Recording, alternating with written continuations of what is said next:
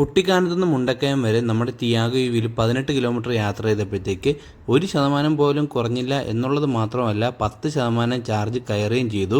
അതേസമയം നമ്മൾ ടീക്കോയിൽ നിന്ന് വാഗമൺ വരെ 17 കിലോമീറ്റർ പോകാനായിട്ട് നമുക്ക് 15% ചാർജാണ് ആയത്. തിയാഗോ യുവിയിൽ 1%-ൽ 2 കിലോമീറ്ററോളം പോകാൻ പറ്റുമെന്ന് എല്ലാവരും പറയുന്നൊരു കാര്യമാണ്. പക്ഷേ ഈ ഒരു 1%-ൽ 2 കിലോമീറ്റർ എല്ലാ ടെറൈനിലും നമുക്ക് പോകാനായിട്ട് സാധിക്കത്തില്ല. നോർമൽ റോഡിൽ മാത്രമാണ് ഈ ഒരു 2 കിലോമീറ്റർ നമുക്ക് 1% കിട്ടുന്നത്. അപ്പോൾ നമ്മൾ 229 കിലോമീറ്റർ 236 രൂപയ്ക്ക് പോയിട്ട് വന്ന ഒരു ട്രിപ്പിൻ്റെ ഡീറ്റെയിൽ ആണ് നമ്മൾ പറയുന്നത്. Hello everyone, welcome to E V trips and tips. അപ്പോൾ എല്ലാവരും ചോദിക്കുന്ന ഒരു ചോദ്യമാണ്, ഇ വിക്ക് എത്രത്തോളം റേഞ്ച് കിട്ടും, 24 കിലോ വാട്ട് ബാറ്ററി പാക്കുള്ള ടിയാഗോ ഇ വി കൊണ്ട് നമുക്ക് എത്രത്തോളം ദൂരം പോകാൻ പറ്റും എന്നുള്ളത്. അപ്പോൾ എല്ലാവരും എടുത്തു പറയുന്ന ഒരു കാര്യമാണ്, നമുക്ക് 1% ചാർജിൽ ഏകദേശം 2 കിലോമീറ്ററോളം പോകാൻ പറ്റുന്നു. പക്ഷേ ഈ ഒരു 2% എന്ന് പറയുന്നത് എല്ലാ ടെറൈനിലും പോകാൻ പറ്റത്തില്ല. നമ്മൾ ഹില്ല് കയറുന്ന സമയത്ത് നമുക്ക് നല്ല രീതിയിൽ ചാർജ് കുറയുന്നതായിരിക്കും. അതുപോലെ തന്നെ നമ്മൾ കയറ്റം ഇറങ്ങി വരുന്ന സമയത്ത് നമുക്ക് ചാർജ് തിരിച്ച് കിട്ടുന്നതായിരിക്കും. അപ്പോൾ അതുകൊണ്ട് തന്നെ ഈ പറഞ്ഞ നമുക്ക് വാഗമൺ പോലുള്ളൊരു ഹൈ റേഞ്ച് ഏരിയയിൽ പോകുമ്പോഴത്തേക്കും നമുക്ക് എത്രത്തോളം ചാർജ് വേണ്ടി വരും, എവിടെയൊക്കെ ചാർജിങ് പോയിൻ്റ് ഉണ്ട് എന്നുള്ള കാര്യങ്ങളൊക്കെ വെച്ചിട്ട് നമ്മളൊരു ഡീറ്റെയിൽ ആയിട്ടുള്ളൊരു വ്ളോഗാണ് ഇപ്പോൾ ചെയ്യുന്നത്. ആക്ച്വലി ഇതൊരു കംപ്ലീറ്റ് എക്സ്പെരിമെൻറ്റ് ട്രിപ്പ് തന്നെയാണ്. കാര്യം വാഗമണ്ണൊക്കെ ഒരുപാട് ആൾക്കാർ പോകുന്നുണ്ട്. അപ്പോൾ അവർക്ക് എവിടെയൊക്കെ ചാർജ് ചെയ്യാൻ പറ്റും, നമ്മൾ ഈ പറഞ്ഞ ടീക്കോയിൽ നിന്ന് വാഗമൺ വരെ എത്ര % അപ്രോക്സിമേറ്റ് എടുക്കും എന്നുള്ള കാര്യങ്ങളാണ് നമ്മൾ ഈ ഒരു വീഡിയോയിൽ പറയുന്നത്. അപ്പോൾ നമ്മൾ വീട്ടിൽ നിന്ന് ഏകദേശം വാഗമൺ പോയി തിരിച്ച് വന്നപ്പോഴത്തേക്ക് 229 കിലോമീറ്ററാണ് നമുക്കായത്. അപ്പോൾ നമ്മൾ വീട്ടിൽ നിന്നല്ലാതെ പുറത്തുനിന്ന് ചാർജ് ചെയ്തിട്ടുണ്ടായിരുന്നു. അത് ഏകദേശം 18% ചാർജ് മാത്രമാണ് നമ്മൾ പുറത്തുനിന്ന് ചെയ്തത്. അത് വാഗമണ്ണിൽ നിന്നാണ് നമ്മൾ ചെയ്തത്. വാഗമണ്ണിൽ ചാർജ് മോഡിൻ്റെ ചാർജ് സ്റ്റേഷനിൽ നിന്നാണ് നമ്മൾ ചാർജ് ചെയ്തത്. അപ്പോൾ 4 കിലോ വാട്ടിന് 86 രൂപയാണ് ആയത്. അപ്പം നമ്മൾ വീട്ടിൽ നിന്നും കൂടെ ചാർജ് ചെയ്ത് വെച്ച് നോക്കുമ്പോഴത്തേക്ക് ഏകദേശം 229 കിലോമീറ്റർ പോകാനായിട്ട് നമുക്ക് 236 രൂപയാണ് ആയത്. നമ്മൾ കൊട്ടാരക്കരയിൽ നിന്നാണ് വാഗമൺ വരെ പോയത്. അപ്പോൾ കൊട്ടാരക്കരയിൽ നിന്ന് വാഗമൺ പോകാനായിട്ട് നമുക്ക് 2 റൂട്ടാണുള്ളത്. ഈരാറ്റുപേട്ട വഴിയും പോകാം, അതുപോലെ തന്നെ കുട്ടിക്കാനം വഴിയും പോകാം. അപ്പോൾ നമ്മൾ നേരത്തെ കുട്ടിക്കാനം വഴി പോയിട്ടുള്ളത് കൊണ്ട് തന്നെ ഈരാറ്റുപേട്ട ടീക്കോയ് റൂട്ട് വഴി വാഗമൺ പോകാനായിട്ട് എത്ര ശതമാനം വേണ്ടി വരുമെന്നൊരു എക്സ്പീരിയൻസ് തന്നെയായിട്ടാണ് നമ്മൾ പോയത്. അപ്പോൾ ഏകദേശം 133 കിലോമീറ്ററാണ് ഓൺ സൈഡ് ഉള്ളത്. അതുകൊണ്ട് തന്നെ തിരിച്ച് വരുന്നതിൻ്റെ ഇടയ്ക്ക് വെച്ചിട്ട് എവിടെന്നെങ്കിലും ചാർജ് ചെയ്യണമെന്ന് നമുക്കറിയായിരുന്നു. അപ്പോൾ നമ്മൾ 100%-ൽ വീട്ടിൽ നിന്ന് വണ്ടി എടുത്തപ്പോഴത്തേക്ക് 245 നമുക്ക് റേഞ്ച് കാണിച്ചത്. ഉച്ച ടൈം ആയതുകൊണ്ട് തന്നെ നമ്മൾ നേരെ അടൂരുള്ള വൈറ്റ് പോർട്ടിക്കോയിലോട്ടാണ് പോയത്. നമ്മൾ ഫുഡ് കഴിക്കാൻ വേണ്ടിയിട്ടാണ് അവിടെ പോയത്. അപ്പോൾ അവിടെ സിയോണിൻ്റെ ചാർജ് സ്റ്റേഷനും ഉണ്ട്. അപ്പോൾ നിങ്ങൾ ട്രിവാൻഡ്രത്ത് നിന്നൊക്കെ വരുന്ന ആൾക്കാരാണെങ്കിൽ നിങ്ങൾക്ക് അടൂർ വന്ന് ഈ ഒരു ചാർജ് സ്റ്റേഷനിൽ ചാർജ് ചെയ്യാനിട്ടിട്ട് വേണമെങ്കിൽ ഫുഡ് കഴിക്കാം. അതിൻ്റെ നേരെ ഓപ്പോസിറ്റ് SN എന്ന് പറഞ്ഞൊരു ഹോട്ടലും ഉണ്ട്. വേണമെങ്കിൽ അവിടെ നിന്ന് വേണമെങ്കിൽ ഫുഡ് കഴിക്കാം. കാര്യം വൈറ്റ് പോർട്ടിക്കോയിൽ കുറച്ച് പ്രീമിയം ഫുഡാണുള്ളത്. അപ്പോൾ റേറ്റും കുറച്ച് കൂടുതലായിരിക്കും. നമ്മൾ ഏകദേശം 17 കിലോമീറ്റർ യാത്ര ചെയ്തപ്പോഴത്തേക്കും നമ്മുടെ വണ്ടിയിൽ 90% ചാർജ് ബാക്കി ഉണ്ടായിരുന്നു. അതായത് 10% ചാർജിൽ 17 കിലോമീറ്ററാണ് നമ്മൾ ആദ്യം യാത്ര ചെയ്തത്. അപ്പോൾ 100-ൽ നിന്ന് 90 വരെയുള്ള ആ ഒരു ടൈമിൽ റീജനറേഷൻ വർക്ക് ചെയ്യാത്തത് കൊണ്ട് തന്നെ നമുക്ക് 1%-ൽ 2 കിലോമീറ്റർ എന്നുള്ള രീതിയിൽ പോകാനായിട്ട് പറ്റത്തില്ല. ഏകദേശം 1.7 കിലോമീറ്ററാണ് നമുക്ക് 1%-ൽ യാത്ര ചെയ്യാനായിട്ട് സാധിച്ചത്. അപ്പോൾ പിന്നീടെല്ലാം നമ്മൾ ഹൈ റേഞ്ച് സ്റ്റാർട്ടിങ് ആവുന്നത് വരെ നമുക്ക് നോർമൽ റോഡുകളാണ് ഉണ്ടായിരുന്നത്. അതുകൊണ്ട് തന്നെ ഏകദേശം ഒരു പിന്നീട് അതായത് 90-ക്ക് താഴെ പോയ ആ ഒരു ടൈമിൽ എല്ലാ സമയത്തും നമുക്ക് 1%-ൽ 2 കിലോമീറ്റർ വെച്ചിട്ടാണ് കിട്ടിയത്. നമ്മൾ ഏകദേശം 80% ഓടിയപ്പോഴത്തേക്ക് നമുക്ക് 38 കിലോമീറ്റർ പോകാനായിട്ട് സാധിച്ചു. അപ്പോൾ അതായത് ഏകദേശം 20% കൺസപ്ഷനിൽ 38 കിലോമീറ്ററോളം പോയി. അത് കഴിഞ്ഞിട്ട് 60% ആയപ്പോഴത്തേക്ക് ഏകദേശം 82 കിലോമീറ്റർ നമ്മൾ യാത്ര ചെയ്തു. അപ്പോഴെല്ലാം നമുക്ക് AEC എന്ന് പറഞ്ഞത് 108 നിന്നത്. അപ്പോൾ നമുക്ക് ആ ഒരു പോകുന്ന ടെറൈനൊക്കെ ഒരുവിധം ഓക്കെ ആയിട്ടില്ല. അതായത് നമ്മൾ പോയതെന്ന് പറഞ്ഞു കഴിഞ്ഞാൽ പത്തനംതിട്ട, അതുപോലെ തന്നെ നേരെ ഈരാറ്റുപേട്ട ആ ഒരു റൂട്ടിലാണ് പോയത്. അപ്പോൾ ആ ഒരു റൂട്ടിൽ ഒരുപാട് കയറ്റമില്ല ഇറക്കമില്ല ആ ഒരു രീതി ആയതുകൊണ്ട് തന്നെ 90% താഴെ വന്നപ്പോഴത്തേക്ക് നമുക്ക് ഏകദേശം 1%-ൽ 2 കിലോമീറ്ററോളം പോകാനായിട്ട് സാധിച്ചു. നമ്മൾ പോയത് പത്തനംതിട്ട എരുമേലി റൂട്ടിലായിരുന്നു. അപ്പം നിങ്ങൾ ആ ഒരു റൂട്ട് പോകുകയാണെങ്കിൽ നിങ്ങൾക്ക് പത്തനംതിട്ട, അതുപോലെ തന്നെ മണ്ണാറക്കുളഞ്ഞി, അങ്ങനെ ഒരുപാട് ചാർജ് സ്റ്റേഷൻസ് ആ ഒരു റൂട്ടിൽ തന്നെ ഉണ്ട്. അപ്പോൾ ട്രിവാൻഡ്രത്തൊക്കെ വരുന്ന ആൾക്കാരാണെങ്കിൽ നിങ്ങൾക്ക് ഇടയ്ക്ക് വെച്ചിട്ട് പത്തനംതിട്ട കഴിഞ്ഞിട്ട് ചാർജ് ചെയ്താൽ മതിയെങ്കിൽ വേണമെങ്കിൽ ആ ഒരു ചാർജ് സ്റ്റേഷൻസും കൺസിഡർ ചെയ്യാനായിട്ട് സാധിക്കും. നമ്മുടെ ചാനലിൽ പത്തനംതിട്ട എന്ന് പറഞ്ഞ ഫോൾഡറിൽ നമ്മൾ ഈ ഒരു ചാർജ് സ്റ്റേഷൻ്റെ ഡീറ്റെയിൽ എല്ലാം ഇട്ടിട്ടുണ്ട്. നമ്മൾ ഈരാറ്റുപേട്ട റൂട്ട് ചൂസ് ചെയ്യാനുള്ള മറ്റൊരു കാരണം ഈരാറ്റുപേട്ടയിൽ EVOKയുടെ ചാർജ് സ്റ്റേഷനുണ്ട്. അപ്പം നിങ്ങൾ തൊടുപുഴ ആ ഒരു റീജിയനിൽ നിന്നൊക്കെ വരുവാണെങ്കിലും നമുക്ക് വാഗമൺ എത്തുന്നതിന് തൊട്ട് മുന്നേ ഉള്ള ചാർജ് സ്റ്റേഷൻ എന്ന് പറഞ്ഞു കഴിഞ്ഞാൽ ഈരാറ്റുപേട്ടയിലുള്ള ചാർജ് സ്റ്റേഷനാണ്. അപ്പോൾ വേണമെങ്കിൽ നിങ്ങൾക്ക് നിങ്ങളവിടെ വരുന്ന സമയത്ത് ചാർജ് കുറവാണെങ്കിൽ ഈരാറ്റുപേട്ടയിൽ നിന്ന് ചാർജ് ചെയ്തിട്ട് വേണം മുകളിലോട്ട് പോകാനായിട്ട്. കാര്യം ടീക്കോയി കഴിഞ്ഞ് കഴിഞ്ഞാൽ നല്ല കയറ്റമാണ്.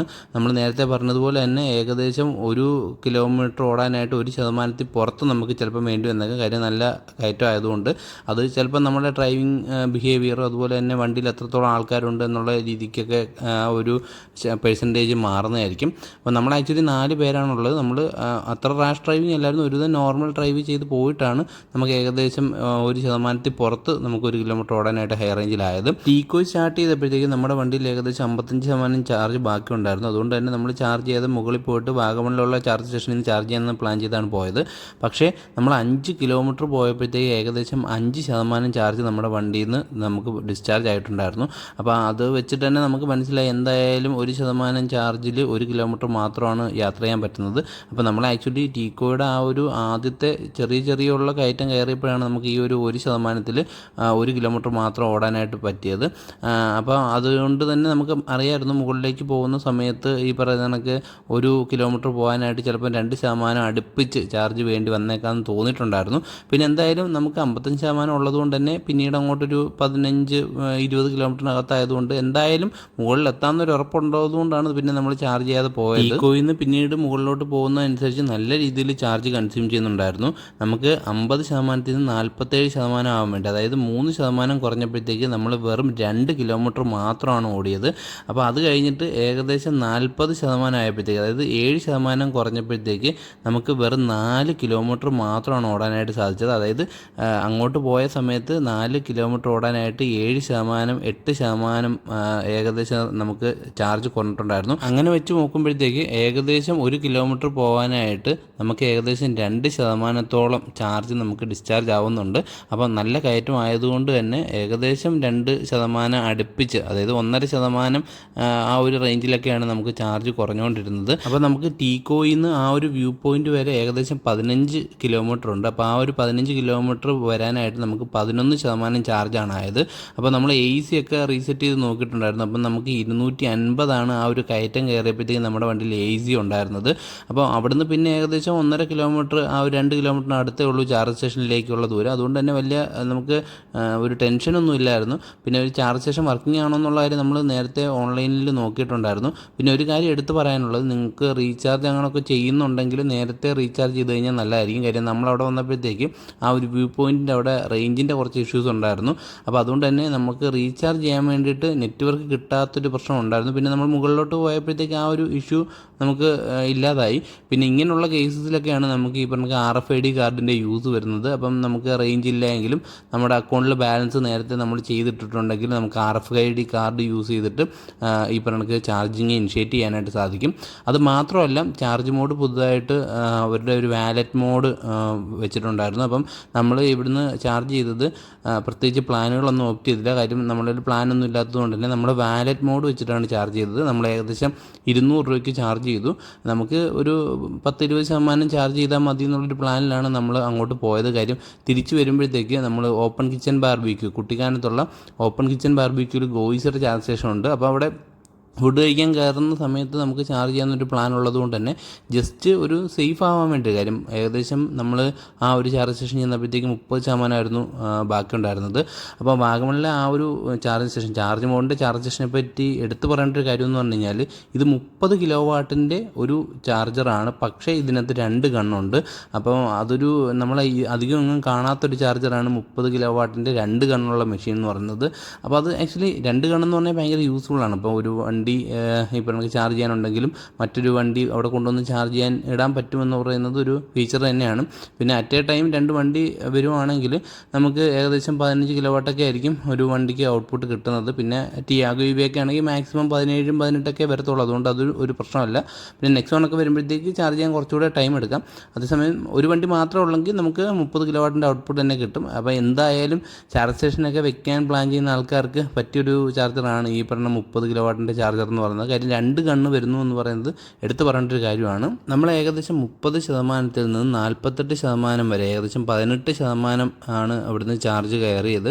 അപ്പം 14 മിനിറ്റ് കൊണ്ടാണ് ഈ ഒരു 18% ചാർജ് കയറിയത്. അപ്പം നമുക്ക് 4.05 കിലോ വാട്ട് ചാർജ് കൺസ്യൂം ചെയ്തു. അതിനായിട്ട് 86 രൂപ മാത്രമാണ് നമുക്ക് ചാർജ് ആയത്. അപ്പോൾ ആക്ച്വലി ഈ ഒരു 86 രൂപയ്ക്ക് മാത്രമാണ് നമ്മൾ പുറത്തുനിന്ന് ചാർജ് ചെയ്തത്. ബാക്കി നമ്മൾ വീട്ടിൽ നിന്ന് ചാർജ് ചെയ്ത ആ ഒരു 150 രൂപ കൂടെ കൂട്ടിക്കഴിഞ്ഞാൽ വെറും 236 രൂപ, ഒരു 250 രൂപയ്ക്കകത്താണ് നമ്മൾ ഈ ഒരു ടോട്ടൽ ട്രിപ്പ് പോയിട്ട് വന്നത്. ആക്ച്വലി EV ആയതുകൊണ്ട് മാത്രമാണ് നമ്മളിങ്ങനൊരു വൈകുന്നേരം എക്സ്പീരിയൻസ് ചെയ്യാം എന്നുള്ള രീതിക്ക് വാഗമണിലേക്ക് ഇറങ്ങിയത്. മറ്റൊരു വണ്ടിയാണെങ്കിൽ ചിലപ്പോൾ നമ്മൾ പോകത്തുപോലും ഇല്ലായിരുന്നു, കാര്യം നല്ല രീതിയിൽ പൈസ ആവുമെന്നുള്ളത് കൊണ്ട്. ഇതിപ്പോൾ നമുക്ക് അത്രത്തോളം കോസ്റ്റ് വരത്തില്ല എന്നുള്ളത് കൊണ്ട് തന്നെയാണ് നമ്മൾ ഈ ഒരു ട്രിപ്പിന് പോയത്. കാര്യം വൈകിട്ടത്തെ വാഗമണിലെ ആ ഒരു ക്ലൈമറ്റ് ആസ്വദിക്കുക എന്നുള്ള രീതിക്കാണ് നമ്മൾ പോയത്. കാര്യം നമ്മളവിടെ ചെന്നപ്പോൾ ഏകദേശം ഒരു 6-6:30 ടൈം ആയിട്ടുണ്ടായിരുന്നു. അപ്പം ഒരു നല്ല തണുത്ത കാറ്റുണ്ട്. ഇതിപ്പോൾ ഓഫ് സീസൺ ആയതുകൊണ്ട് തന്നെ അത്ര നല്ല ക്ലൈമറ്റ് അല്ലായിരുന്നു, എന്നാലും ഒരുവിധം വൈകുന്നേരങ്ങളായതുകൊണ്ട് നല്ല ക്ലൈമറ്റ് ആയിരുന്നു. വാഗമണിലെ ആ ഒരു ചാർജ് സ്റ്റേഷനിൽ നമുക്ക് ഫാസ്റ്റ് ചാർജിങ് മാത്രമല്ല 3.3 കിലോവാട്ടിൻ്റെ ഒരു സ്ലോ ചാർജർ അവൈലബിൾ ആണ്. അതുപോലെ തന്നെ ഏതർഗ്രിഡിൻ്റെ ഒരു ചാർജറും കണ്ടിട്ടുണ്ടായിരുന്നു. അപ്പോൾ അത് വർക്കിംഗ് ആണോ എന്നുള്ള കാര്യം കറക്റ്റ് അറിയത്തില്ല, കാര്യം ഏതർഗ്രിഡിൻ്റെ ആപ്പ് നമ്മുടെ കയ്യിലില്ലാത്തതുകൊണ്ട് അതിനെപ്പറ്റി കൂടുതൽ ഡീറ്റെയിൽ അറിയത്തില്ല. അപ്പോൾ നമുക്ക് ഏകദേശം ഒരു യൂണിറ്റിന് 21 രൂപ പുറത്ത് അവിടുന്ന് ചാർജ് ചെയ്യാനായിട്ടായിട്ടുണ്ട്. നേരത്തെ ഓണം ഓഫറിൻ്റെ ഭാഗമായിട്ട് 12.5 രൂപയുടെ ഒരു ഓഫറൊക്കെ അവിടെ കണ്ടു, പക്ഷേ നമ്മൾ ആ ഒരു പർട്ടിക്കുലർ ഡേറ്റ് കഴിഞ്ഞിട്ടാണ് പോയത്. അതുകൊണ്ട് തന്നെ ഏകദേശം 21 രൂപയാണ് ഒരു യൂണിറ്റിന് നമുക്ക് അവിടെ നിന്ന് ആയത്. എന്തായാലും വാഗമണിലെ ഈ ഒരു ചാർജ് സ്റ്റേഷൻ വാഗമൺ വരുന്ന എല്ലാവർക്കും ഭയങ്കര യൂസ്ഫുൾ ആയിട്ടുള്ളൊരു ചാർജ് സ്റ്റേഷൻ തന്നെയാണ്. അപ്പോൾ നിങ്ങൾ പുള്ളിക്കാനത്ത് നിന്നൊക്കെ വരുന്ന ആൾക്കാരാണെങ്കിൽ കുറച്ച് ഡീവിയേഷൻ എടുത്തിട്ട് വേണം ഈ ഒരു ചാർജ് സ്റ്റേഷനിലേക്ക് വരാനായിട്ട്. ഇതിൻ്റെ എക്സാക്ട് ലൊക്കേഷൻ വരുന്നത് നമ്മുടെ കുരിശുമലയൊക്കെ പോകുന്ന അതിൻ്റെ സ്റ്റാർട്ടിങ് ഏരിയയിലായിട്ടാണ് ഈ ഒരു ചാർജ് സ്റ്റേഷൻ വരുന്നത്. അപ്പോൾ ചാർജ് സ്റ്റേഷൻ്റെ ഡീറ്റെയിൽ ആയിട്ടൊരു വീഡിയോ നമ്മൾ പിന്നെ ചെയ്യുന്നതായിരിക്കും. അപ്പോൾ നമ്മൾ അത് കഴിഞ്ഞിട്ട് വാഗമൺ കുറച്ച് ലോക്കൽ കറക്കമൊക്കെ കഴിഞ്ഞു. വാഗമണിൽ അവിടെ ഗാർഡനൊക്കെ ഉണ്ടായിരുന്നു, അവിടെ night show, laser show, water show, അങ്ങനെ ഒരുപാട് ഐറ്റംസ് ഒക്കെ ഉണ്ടായിരുന്നു. അതൊക്കെ കഴിഞ്ഞിട്ട് നമ്മൾ തിരിച്ച് ഏകദേശം 34% നമ്മുടെ കുട്ടിക്കാനത്തുള്ള ഗോയിസയുടെ ചാർജ് സ്റ്റേഷൻ വന്നത്. അപ്പോൾ അവിടെ വന്നപ്പോഴത്തേക്കാണ് നമുക്ക് ഫുഡ് കഴിക്കാനൊരു ആ ഒരു ടൈമിൽ വിശപ്പൊന്നും ഇല്ലാത്തതുകൊണ്ട് വെറുതെ പിന്നെ ചാർജും ചെയ്യേണ്ടെന്ന് തോന്നി. കാര്യം നമ്മളിതിന് മുന്നേ ആ ഒരു സ്ഥലത്ത് നിന്ന് തിരിച്ച് വീട്ടിലേക്ക് വന്നപ്പോഴത്തേക്ക് 27% ചാർജിലാണ് നമ്മൾ തിരിച്ച് വീട്ടിൽ എത്തിയിരുന്നത്. അത് മാത്രമല്ല മുണ്ടക്കയത്തോ അതുപോലെ തന്നെ തിരിച്ച് പത്തനംതിട്ട വരുന്ന റൂട്ടിൽ ഒരുപാട് ചാർജ് സ്റ്റേഷൻ ഉള്ളതുകൊണ്ട് തന്നെ ഇതിൻ്റെ ഇടയ്ക്ക് വെച്ച് ചാർജിങ് വേണമെന്നുണ്ടെങ്കിൽ അവിടെ നിന്ന് ചാർജ് ചെയ്യാമെന്ന് വിചാരിച്ചു. അപ്പോൾ നിങ്ങൾ കുട്ടിക്കാനത്ത് പോവുകയാണെങ്കിൽ നിങ്ങൾക്ക് ഫുഡ് കഴിക്കാനും ചാർജ് ചെയ്യാനും പറ്റിയൊരു സ്പോട്ട് തന്നെയാണ് കുട്ടിക്കാനത്തുള്ള ഗോയിസയുടെ ചാർജ് സ്റ്റേഷൻ. അതിൻ്റെ നേരെ ഓപ്പോസിറ്റായിട്ട് തേയില എന്ന് പറഞ്ഞ ഒരു റെസ്റ്റോറൻറ്റ് ഉണ്ട്. അവിടെ നമുക്ക് ടാറ്റ പവറിൻ്റെ ചാർജ് സ്റ്റേഷൻ അവൈലബിൾ ആണ്. അല്ലെങ്കിൽ നിങ്ങൾക്ക് ഈ പറയുന്ന ഓപ്പൺ കിച്ചൺ ബാർബിക്യൂവിൽ ഗോയിസയുടെ ചാർജ് സ്റ്റേഷൻ യൂസ് ചെയ്യാം. അവിടെ 2 ഗണ്ണുള്ള മെഷീനാണുള്ളത്. അപ്പോൾ നിങ്ങൾ കുട്ടിക്കാനം റൂട്ട് വരുവാണെങ്കിൽ നിങ്ങൾക്ക് ഇവിടുന്ന് ചാർജ് ചെയ്തിട്ട് വാഗമണിലേക്ക് പോകാനായിട്ട് സാധിക്കും. അതുപോലെ തന്നെ ഇടുക്കിയൊക്കെ പോകുന്ന ആൾക്കാർക്കും കൺസിഡർ ചെയ്യാൻ പറ്റുന്ന ഒരു ചാർജ് സ്റ്റേഷൻ തന്നെയാണ് ഈ പറഞ്ഞ കുട്ടിക്കാനത്തുള്ള ഗോയിസയുടെ ചാർജ് സ്റ്റേഷൻ. അവിടെ മൊത്തം നമുക്ക് 3 ഗണ്ണുണ്ട്. ഗോയിസിയിൽ 2 അതുപോലെ തന്നെ ടാറ്റ പവറിൽ 1 ഗണ്ണുമാണ് അവിടെ ഉള്ളത്. കുട്ടിക്കാനത്ത് നിന്ന് 34% സ്റ്റാർട്ട് ചെയ്ത് ഏകദേശം 18 കിലോമീറ്റർ ഓടി മുണ്ടക്കയത്ത് എത്തിയപ്പോഴത്തേക്ക് നമ്മുടെ വണ്ടിയിൽ 44% ചാർജ് ബാക്കിയുണ്ടായിരുന്നു. അതായത് 18 കിലോമീറ്റർ താഴേക്ക് ഇറങ്ങി വന്നപ്പോഴത്തേക്ക് 10% ചാർജ് നമുക്ക് കിട്ടുകയാണ് ചെയ്തത്. അപ്പോൾ കയറ്റം കയറുമ്പോഴത്തേക്ക് ഒരുപാട് ചാർജ് എടുക്കും എന്നുള്ളതുപോലെ തന്നെ കയറ്റം ഇറങ്ങുന്ന സമയത്ത് നല്ല രീതിയിൽ റീജനറേഷൻ കാരണം നമുക്ക് ചാർജ് അധികമായിട്ട് കിട്ടും. അതുകൊണ്ടാണ് നമ്മൾ എപ്പോഴും പറയുന്നത് നോർമൽ പെട്രോൾ കാർ പോകുന്നത് പോലെയല്ല EVയിൽ ട്രിപ്പ് പോകുന്നത്. അപ്പോൾ നമ്മൾ പോകുന്ന ടെറൈൻ നമ്മുടെ വണ്ടിയിലെ ചാർജിനെ നല്ല രീതിയിൽ അഫക്റ്റ് ചെയ്യുന്ന ഒരു കാര്യമാണ്. കയറ്റം കയറുന്ന സമയത്ത് ചിലപ്പം 1% ചാർജിൽ നമുക്ക് 1 കിലോമീറ്റർ പോലും പോകാൻ പറ്റാത്ത സാഹചര്യം വരാം. തിരിച്ചു വരുന്ന സമയത്ത് ഇതുപോലെ 18 കിലോമീറ്റർ പോയതിന് ശേഷവും 1% പോലും ചാർജ് കുറഞ്ഞില്ല എന്നുള്ളത് മാത്രമല്ല, നമുക്ക് ഏകദേശം 10% ചാർജ് അധികമായിട്ട് കിട്ടി. അപ്പോൾ അത് കഴിഞ്ഞിട്ട് നമ്മൾ ഏകദേശം വീട്ടിൽ എത്തി 229 കിലോമീറ്റർ കവർ ചെയ്ത് വന്നപ്പോഴത്തേക്ക് 6% ചാർജാണ് ബാക്കിയുള്ളത്. നോർമലി നമ്മൾ 10% താഴേക്ക് വണ്ടിയുടെ ബാറ്ററി ചാർജ് കൊണ്ടുവരുന്നതല്ല, പിന്നെ രാത്രി ആയതുകൊണ്ട് വേറെ ചാർജ് ചെയ്യാതെ നമ്മളിഞ്ഞ് പോരുന്നതാണ്. അപ്പം വേണമെങ്കിൽ നമുക്ക് ഇതിൻ്റെ ഇടയ്ക്ക് ചാർജ് ചെയ്യാൻ ഒരുപാട് ഓപ്ഷൻസ് ഉണ്ടായിരുന്നു. പിന്നെ നമ്മൾ ഏകദേശം ഈ ഒരു 7% ആ ഒരു റേഞ്ച് എത്തുമെന്ന് നമുക്കൊരു ധാരണ ഉണ്ടായിരുന്നു. അപ്പോൾ ആക്ച്വലി നമ്മൾ വീട്ടിൽ വന്നപ്പോഴത്തേക്ക് 6%ലാണ് നമ്മൾ വീട്ടിൽ എത്തിയത്. അപ്പോൾ ഈ ഒരു ട്രിപ്പ് നമ്മൾ ടോട്ടലി പോയ 229 കിലോമീറ്റർ. വീട്ടിൽ നിന്ന് ചാർജ് ചെയ്തത് ഏകദേശം ഒരു 150 രൂപയ്ക്ക്, നമ്മൾ പുറത്തുനിന്ന് ചാർജ് ചെയ്തത് 86 രൂപയ്ക്ക്.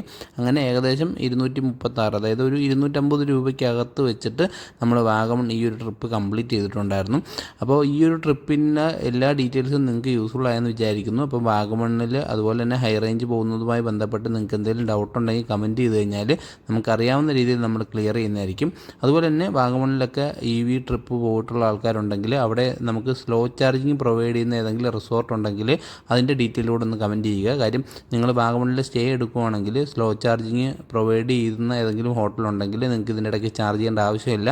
നേരെ നമ്മളവിടെ സ്റ്റേ ചെയ്യുന്ന ടൈമിൽ വണ്ടി ചാർജ് ചെയ്യാൻ ഇട്ടാൽ മാത്രം മതി. അപ്പോൾ ആ ഒരു ടൈമിൽ നമ്മുടെ വണ്ടി ചാർജ് കയറും. പിറ്റേന്ന് രാവിലെ എടുത്ത് നമുക്ക് ഏത് സ്ഥലങ്ങളിൽ വേണമെങ്കിലും പോകാനായിട്ട് സാധിക്കും. അപ്പോൾ ആ ഒരു ചാർജിങ്ങിനായിട്ട് നമ്മൾ ടൈം വേസ്റ്റ് ചെയ്യേണ്ട ആവശ്യമില്ല. ആവശ്യമില്ല. അപ്പോൾ വാഗമണ്ണ് അതുപോലുള്ള ഹൈ റേഞ്ച് ഏരിയകളിൽ റിസോർട്ട് ഓൺ ചെയ്യുന്ന വ്യക്തികളുണ്ടെങ്കിൽ നിങ്ങൾ ഉറപ്പായിട്ടും 3.3 കിലോ വാട്ടിൻ്റെയോ അല്ലെങ്കിൽ ടൈപ്പ് 2 ചാർജറോ വെക്കാനായിട്ട് സാധിക്കുന്നതാണ്. നിങ്ങൾക്കൊരു 5,000-6,000 രൂപയൊക്കെ ഇൻവെസ്റ്റ് ചെയ്ത് കഴിഞ്ഞാൽ ഇതുപോലെയുള്ള കാര്യം ഇനി എല്ലാവരും EV എടുക്കും, EV ആയിട്ട് എല്ലാവരും ട്രിപ്പ് പോകുന്നതാണ്. അപ്പം റിസോർട്ട് ഉടമകളുണ്ടെങ്കിൽ ഉറപ്പായിട്ടും ഈ പറയുന്ന ചാർജറുകൾ വയ്ക്കുക. അപ്പം നിങ്ങൾക്ക് എന്തെങ്കിലും ഡൗട്ടോ കാര്യങ്ങളോ ഉണ്ടെങ്കിൽ നമ്മുടെ നമ്പർ ഇതിനകത്ത് നമ്മൾ ആഡ് ചെയ്തേക്കാം. അപ്പോൾ EV റിലേറ്റഡ് ആയിട്ടുള്ള എന്ത് ഡൗട്ട് ഉണ്ടെങ്കിലും കമൻറ്റ് ചെയ്ത് കഴിഞ്ഞാൽ നമുക്ക് അറിയാവുന്ന രീതിയിൽ നമ്മൾ ക്ലിയർ ചെയ്യുന്നതായിരിക്കും. അപ്പോൾ ഈ ഒരു വീഡിയോ നിങ്ങൾക്ക് യൂസ്ഫുൾ ആയെന്ന് വിചാരിക്കുന്നു. EV റിലേറ്റഡ് ആയിട്ടുള്ള പുതിയൊരു വീഡിയോ ആയിട്ട് വരുന്നവരെ bye from EV TRIPS and tips.